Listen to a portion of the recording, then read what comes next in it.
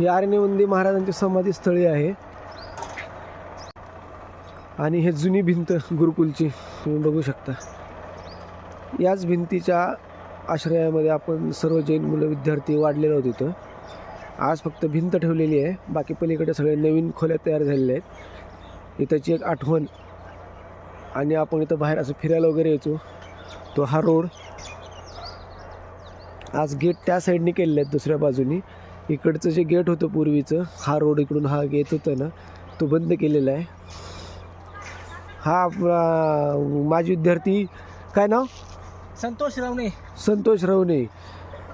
आम्ही दोघं आलेलो होतो ते एकत्र. कालपासून आम्ही एकत्रच आहे. तर जुन्या आठवणी खूप येतात. आरिंदी महाराजांची खूप खूप आठवण येते. इथं जेवण केलेलं मिष्टान्न, रविवारी असलेलं मिष्टान्न तर खूप आठवण येते. आता ही इकडून जे पूर्वी रथ ठेवलेली जागा जी होती कमान, त्या कमानीतून आता एंट्रन्स आहे. इकडून बंद गेट.